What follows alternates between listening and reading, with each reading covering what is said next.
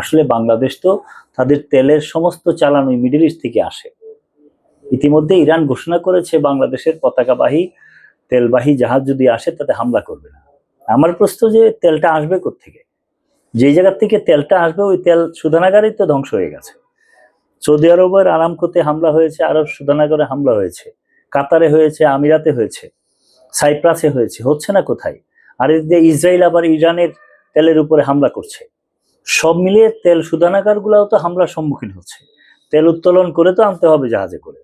আসলে এগুলি কোনো নর্মসের মধ্যেই পড়ে না কোনো যুদ্ধে যে আপনি সঠিকভাবে তেলটা আমদানি করতে পারবেন। আসবে কেউ না কেউ কোনোভাবে ক্ষতিগ্রস্ত হবে সেখানে।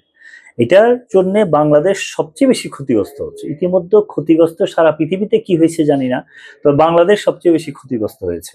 বাংলাদেশের বিশ্ববিদ্যালয়গুলো বন্ধ হচ্ছে। আপনি পাম্পে দেখেন লাইন 4 ঘন্টা 5 ঘন্টা লাইন থাকে, এখনো তো তেল শেষ হয় নাই।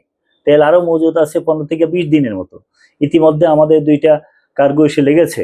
সুতরাং এত সমস্যা আমাদের হচ্ছে না, কিন্তু আমাদের জাতি হিসাবে কোনো ধরনের এই প্রবলেম যদি হয় তাহলে সবাই চেষ্টা করি যে এখানে কিভাবে একটা বিজনেসের দান্দা করা যায়, কিংবা আমি কিভাবে বেঁচে থাকবো, দেশ জাতি কিভাবে বাঁচতো, এটা দেখার বিষয় না।